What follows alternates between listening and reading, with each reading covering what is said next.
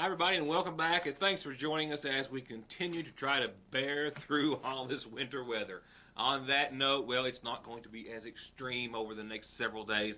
That doesn't mean we're out of it. We've got several hits of snow throughout the entire forecast period, and yes, I did say several, and some light to accumulating snow in the forecast. Nothing, as I said, to the extreme temperature and precipitation wise that we have been going through relentlessly for weeks on end. But that does include the fact that some bridges, overpasses, and untreated roads will again be slick during the overnight and the early morning hours. Keep that in mind. A few flakes have been flying in parts of eastern Kentucky today, not to the intensity that we saw last evening, which of course was certainly enough to call off classes in much of the viewing area this morning. School, I can tell you, for everyone that I have been in contact with today, is on tap for regular schedule tomorrow. That includes McGoffin County Schools. McGoffin County Board of Education is actually going to be hashing out the school calendar during a special session this evening. I'll give you a little look right now as to exactly where we stand as far as getting out of school is concerned and how many days that area school districts have missed. We'll get to that. Your forecast, which, like I said, it's got several hits of winter weather throughout the entire period, but once again, not to the extreme that we've had to endure. We've got a lot of other local news to get to before I leave you this Thursday evening, the 6th day of February. Just earlier this afternoon, I had received a report about two bodies which were discovered in eastern Kentucky in the Letcher County area, mind you. It's now been confirmed by the Kentucky State Police that the two bodies discovered near an ATV accident have been identified and realized they were that of a father and son. It happened in the Jeremiah community of Letcher County. The Kentucky State Police says the all-terrain vehicle, description of which was not given in their report, was discovered over an embankment after the operator apparently lost control. It veered off the dirt road on which they were traveling and then overturned. 70-year-old Carlos Adams was reportedly discovered deceased, lying with a part of his body, at least a leg, trapped underneath the vehicle. It was also pinned between a tree. Meanwhile, his son, 34-year-old Tracy Adams, was discovered underneath the machine. No word yet on who was actually driving the machine or if police will be able to even determine who indeed was driving. It's also not been determined at this hour how long they had been dead or even if they'd been missing or reported missing by friends or family. That is all part of the investigation, which is ongoing by the Kentucky State Police.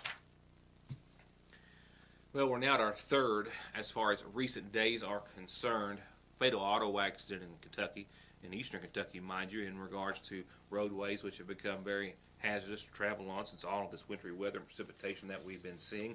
Most recent, yesterday afternoon, shortly before 4 o'clock, the state police tell me that they were contacted by Moorhead Dispatch requesting some help with an injury accident on Kentucky Route 801 at the interstate overpass. Kentucky State Police, as well as other fire, police, and emergency personnel, responded to the scene. They say once there, they discovered 66-year-old William Snipes of Miamisburg, Ohio, was traveling in an '01 Dodge pickup truck north on Kentucky 801 when he lost control of his vehicle and it struck a bridge. He was unable thereafter to regain control of his vehicle due to the icy road conditions, and then he collided with another vehicle driven by 43-year-old Ricky White out of Salt Lick. As for Mr. Snipes, he was sadly pronounced dead at the scene by the Rowan County Coroner's Department. Mr. White was treated and released at the scene by emergency personnel. And then out of Breathitt County, a Chicago, Illinois native, as I understand, was returning home from work last evening, and after a few hours had passed, her family became very suspicious and worried about what may have happened to her given the weather conditions. A search on their behalf turned up nothing, and then the Kentucky State Police were called in. It was shortly before 3 o'clock this morning that it would come to a tragic end. Frantic and worried, the family called the Kentucky State Police to report her missing around 9:30 last evening. It was about 3 o'clock this morning that an on-duty trooper on patrol saw what he thought was a point of impact with a vehicle and a tree, and then after investigating confirmed that there was paint flakes left on that tree that matched the color of the car that was reported to be the one that 43-year-old Jeanette Sizemore of Breathitt County was last seen traveling in. Her car, and believed to be her dog, as well as her body, were all discovered submerged in Troublesome Creek off Kentucky 476 shortly before 3 o'clock this morning. Sizemore's family say that she hadn't been seen since about 5:20 in the evening on her way home from work, and that's when they started the frantic search for her. The Kentucky State Police believes that her car left the roadway in part, if not completely, due to the icy road conditions that were a contributing factor to the accident, which remains under investigation by the Hazard Post of the Kentucky State Police. Back an ultrasound bill has cleared our state Senate, and missing your appointment if you're receiving Medicaid or Medicare benefits might cost you in the future. Also, the Kentucky State Police is issuing a warning about a one-ring scam. Don't dial that number back if you don't know who it is. It could cost you. That in local headlines next. Always the best selection of hand-picked, quality, pre-owned cars, trucks, and SUVs, all with the service, prices, and financing aimed at making sure you drive off with the deal and vehicle you've been looking for. Premier Motors in Paintsville, 297-4121. Game time means wing time at Lee's, and that means it's time for you to try our new buffalo wings. I can't tell you our secret, but I can tell you they're marinated and then rolled in our famous, albeit a little spicy, crispy chicken batter and served up with any of our 7 delectable sauces. So get your hands on a meal or a box today at your Sayersville Lee's famous recipe, where no one does chicken like we do chicken. Faster, friendlier, family-owned Parkway Pharmacy, open 8:30 till 6:30 Monday through Friday in the new McGoffin Medical Plaza under the care of local pharmacist Jesse Rudd. To make Parkway Pharmacy your pharmacy, come by or give us a call at 349-4400.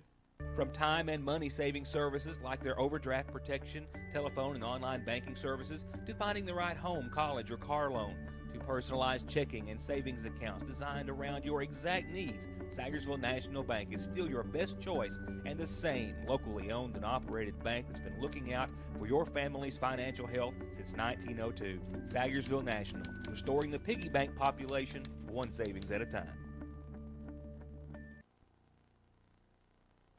Attention candidates, for whatever you want to get your name and message on, shirts, caps, pins, matches, cozies, and more, call Avavian Deaton, and she can tell you about her campaign special. That's 72 caps and 24 t-shirts delivered to your door for a limited time low price of just $3.99.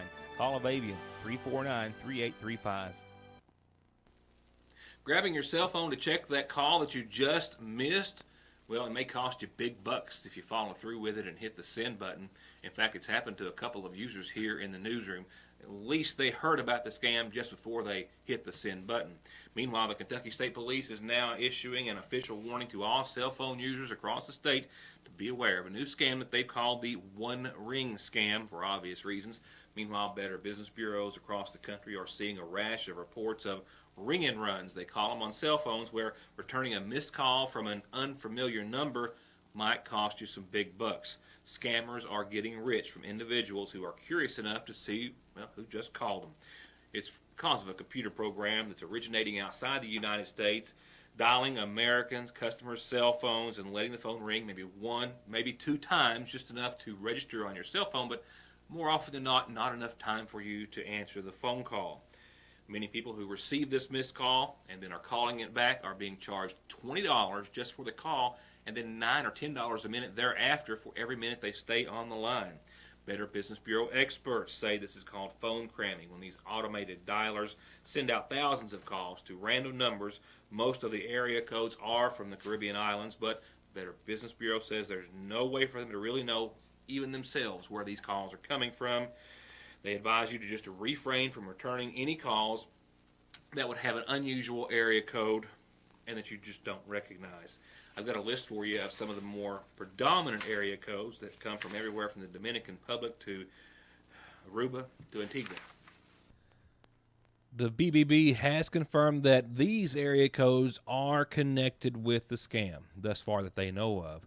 The Dominican Republic, area code 809, Jamaica 876, the British Virgin Islands 284, Grenada 473, Aruba 297, and Antigua 473. Now they say that these may not be the only area codes involved, but they are the ones that they know of that certainly are. And let's face it, how many of us, I'm sure there are maybe a few, but how many of us really receive phone calls from anywhere but area codes nearby or that we are very familiar with, especially from such ones so far away. But 809-876-284, 473-297, and 473 are definitely the ones to watch out for.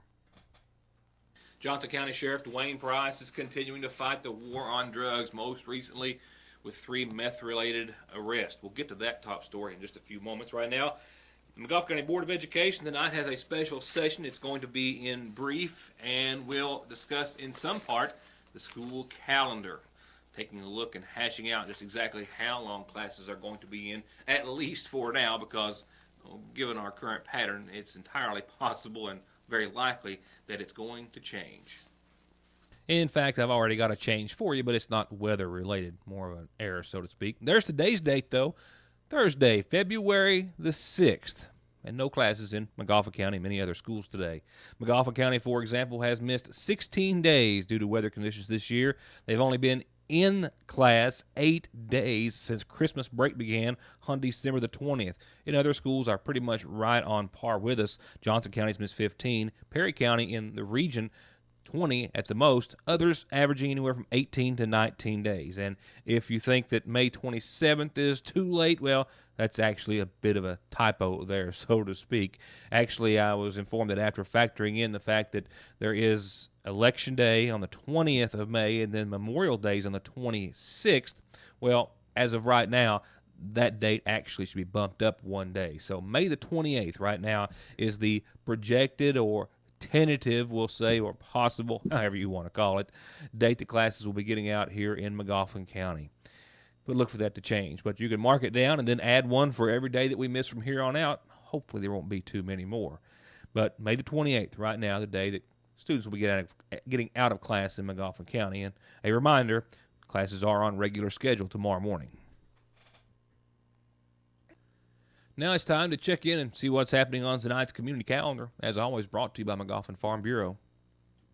I got birthdays that started off. This one is a happy 11th birthday to Michaela Brooke Patrick with a whole lot of love from Mom, Lexi, Brian, Tanika, Houston, Nana, family, and friends. Your mom wants to wish you a very happy birthday and tell her how proud and how much they love you. Happy 11th birthday to Michaela Brooke Patrick. And other birthday wishes go out to Irene Bailey from Austin, Skylar, Nicholas, Emily, Sophia, Mia, Talon, Terrence. Love Nanny. Happy birthday to you, Irene. And happy birthday to Benny LeMaster this evening.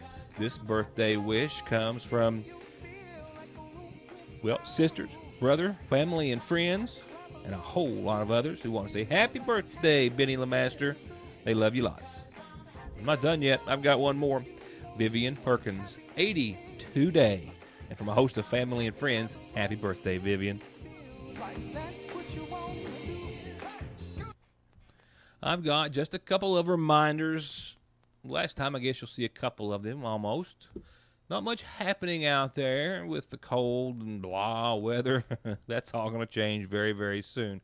But there are some important things on our calendar, like the soup bean dinner tomorrow. There you have it. There's lunch. There's an early supper. And there's a great way to support the Elk Creek Church. You can come and eat with them. You can come get it, take it home, or they'll even deliver. 349-8637, 205-4914. I haven't talked to my buddy Eddie Dennison today at the Burning Fork Community Church, but I am sure that reservations have been pouring in. They'll serve hundreds at their annual Sweetheart Banquet this Saturday. It's a wonderful, wonderful meal. They have these wonderful steaks, special order, the chicken specially prepared, all the desserts, drinks, fixings, everything you could imagine. It's just $16 for adults. Bring your sweetheart, bring your family. The kids get to eat for half, so bring them too. A wonderful evening for the family. Starts 3 o'clock Saturday. Reservations can be made at 349-6400, and reservations are a good idea. That's pretty much it for tonight's calendar, except to say this, as always, is how you get announcements to us. P.O. Box 1443, phone 349-3699. Our fax is 3221. Your News Today at yahoo.com, and I'm on Facebook at Ritter Mortimer.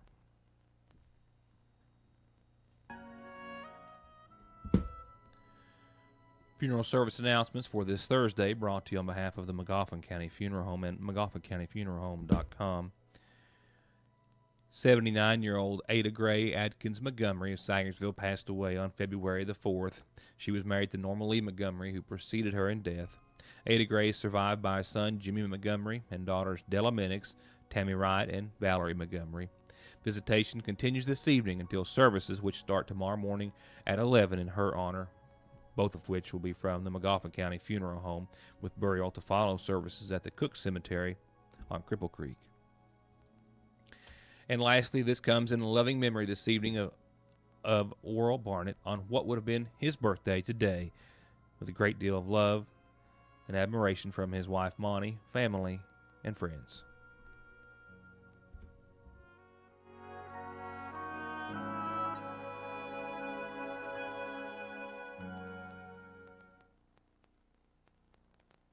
I'm Don McFarland, and I want to be your family lawyer. Sometimes we all have troubles in our life, and when we do, it's good to have a friend that you can call on and during times of legal trouble. Please give me a call. I have been here my entire life. I was born here, I was raised here, I have a family here, and I've practiced law here since 1994. So if you ever have pain, if you ever have trouble, if you're ever in need, then pick up the phone and call Donald Wayne, 349-9000. The New Year's sales event rolls on at Conley's with 3.99% and up to $1,000 in rebates on new Polaris's. Kawasaki's got 3.95% or save up to $1,500 in cash. And just in, Polaris Power digital inverter generators, ultra quiet and ultra affordable at Conley's, Kawasaki, and Polaris of Paintsville. It's definitely the pie that sets it apart from everything you've ever known, tasted, or loved about a Reese's Cup or a DQ Blizzard. Real Reese's Peanut Butter Cups, creamy vanilla soft serve, and a real crunchy graham pie crust that gives it the texture and taste you'll never forget. But hurry, because it's the Blizzard of the month at your Sayersville Dairy Queen. Let's do this. Can't believe my daughter wants to marry a Hatfield. And I can't believe my son fell in love with a McCoy. I got one thing to say. They're going to have the wireless plan with the best service. And I say they're going to have the wireless plan with the biggest savings. Daddy! Hush up, Mary Beth. Pa, stay out of this, Jonah. We're done talking. You got that right. Better service. Bigger savings. Daddy, we've both got Appalachian Wireless. Better service. Bigger savings. That's today's Appalachian Wireless. At the end of every race, Mark Martin hangs up his driving gloves. He hangs up his fire suit. And he hangs up his helmet. Which is why he picks up his phone and opens the ER Extra app. The app shows ER Extra wait times, locations, and more. It's the one safeguard Mark Martin is never without. ER Extra at Paul B. Hall Regional Medical Center. Extra fast, extra easy, extra great.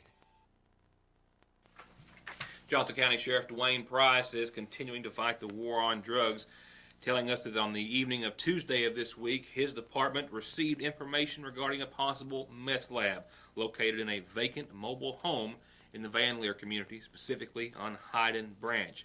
Now, he says deputies went to that location, and upon their arrival, they saw a pickup truck parked in the driveway of this so-called unoccupied mobile home.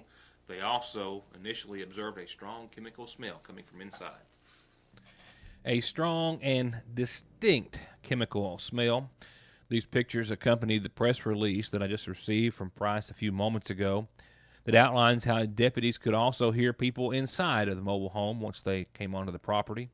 A male subject opened the door and didn't let the deputies enter.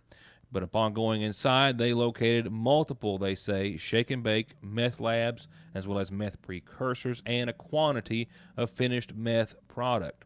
There were 3 suspects located inside the mobile home. They've been identified, and they were jailed after being decontaminated. 44-year-old Frank Music of Cadiz, John P. Lemaster, 34 of Van Leer, and 26-year-old Amanda Johnson of Lomansville were all taken into custody and charged with manufacturing methamphetamine in the first degree. Johnson was also charged with possession of a controlled substance, possession of pot as well. Meanwhile, Lemaster was served with an outstanding Johnson County bench warrant for disorderly conduct in the first, menacing, and resisting arrest. While all 3 were first transported to the Paul B. Hall Regional Medical Center for decontamination and then lodged in the Big Sandy Jail. The Kentucky State Police DESI unit was contacted to assist with the destruction of the meth labs. Also assisting at the scene, several other individuals, Deputy David Pridemore, Constable from District 2 Bob Hayden, and others, while the case continues to be under investigation by Johnson County Deputy Tim Clark. In our state's Senate, an ultrasound bill has cleared by a vote of 33-5. The Kentucky Senate passed a bill yesterday evening that would change the informed consent process required prior to abortion procedures in the Commonwealth. It's Senate Bill 8, and it's sponsored by Senator Whitney Westerfield of Hopkinsville, and it would add an ultrasound to the informed consent requirement for abortions performed here in Kentucky. The bill would require physicians to verbally describe those ultrasound images, while mothers could choose not to look at them if they so desired. Westerfield says it's about being informed and informed consent. It's about being informed before making these procedure decisions. The bill, once again approved by a vote of 33-5, now goes to the House of Representatives for their consideration. And a bill that seeks to create a missed appointment fee pilot program for Medicaid patients was approved by the Senate Health and Welfare Committee. Senate Bill 52, sponsored by Senator Julie Denton of Louisville, will require the state to seek a waiver from Medicaid to start a pilot program in 3 Kentucky counties, Jefferson, Letcher, and Pike counties, permitting health care providers to charge a $10 missed appointment fee. Denton says the biggest complaint that providers have and the biggest reason they drop out of the Medicaid program is because of the high no-show rate amongst the population of patients, that specific population of patients. The bill now moves on to the full Senate for its consideration. And now for your consideration, a slightly improved forecast. No, it's not a great one, but it is a little bit better. Well, now it's time. I'm going to be about 3 or 4 minutes short. We had, and I say we, I had 2 kids who had orthodontist appointments in Winchester this morning. Roads were very nice. I was dreading them so bad, but a little salt had gone a long way to erase those flurries that were pretty persistent during the overnight. Now, you may see a few flakes this evening, nothing to that extent, I'm so glad to say. But like I said at the top of the program, doesn't mean you won't see a few slick spots in the morning. So I think just a good rule of thumb between now and, say, July is just to treat everything as though there's ice underneath your feet or your car. That should cover us. We'll see a low tonight. Well, I'm getting ahead of myself. We had 25 for the low this morning, 33 for the daytime high. If you're watching the early show, I'm at 26 right now, and a light 5-mile-per-hour wind. Has a wind chill of about 21 degrees, and with a low of 21 tonight, and that continued light wind out there, wind chill factors are going to make it feel a little more unbearable. No big news flash there. Mostly cloudy skies and a few flurries possible this evening. That will possibly cause a few slick spots. It doesn't take much, of course, when temperatures have been and continue to stay as cold as they are. We'll see about 31 tomorrow on your Friday. We will see, I hope, the real thing of what's in the back of your screen there. A little bit of sunshine tomorrow under partly sunny skies. We should hit just below freezing. A low of 23 for the viewing area tomorrow night. We'll get in on our next chance of snow tomorrow night as well. It is very, very late, mainly after 3 a.m. That takes us into our Saturday, where we've got a little bit of everything across the board. That's nothing new either. Snow likely before 1, and then we'll see a little rain and snow mix, and then maybe some rain in the afternoon, and then back to snow Saturday night, and no major accumulations, but just another wintry mess. 37 for the daytime high, so we'll be well above freezing. We will see some wet and not white precipitation, not all white, but it's still going to be just a gray, dreary Saturday. Even though 37 is going to be a welcome change, we will see precipitation. That's 60%. Don't let it fool you. It's going to be a sure thing. How much? Well, that never is. 36 on your Sunday as we wind down the weekend, which we're all wanting to get here so soon. And a low in the teens Sunday night. Mostly cloudy skies, not much sunshine to speak of in the forecast. Sunday, we'll see a chance of those snow showers lingering through mid-afternoon, and then we'll break the freezing mark and maybe see a little bit of that snow change back over to rain. So the winter this weekend is filled with some winter and wet precipitation for quite a bit on end. There is some better news. I hesitate to say good. The sun does return, at least in part, with partly sunny skies Monday. Temperatures still struggling to get to the freezing mark. We're still going to be in the teens for nighttime lows. Tuesday, 32, 23 for your high and low. Temperatures aren't going to really climb anywhere throughout the entire forecast period until we get to about Thursday of next week. We might see 40 degrees return, but we have a chance of rain and snow every day. With Wednesday of next week, going to be the next big system after the one this weekend, or the next weather system. I hesitate to use the word big because it doesn't look like it's going to be a great big deal, but just another blast of wintry weather that just will not go away. Thank you all for being a part of the program. We'll see you back here tomorrow night. More news you'll only see with me. For now, thank you for being a part of the program. That's my time. We're glad you could be a part of it. Good night.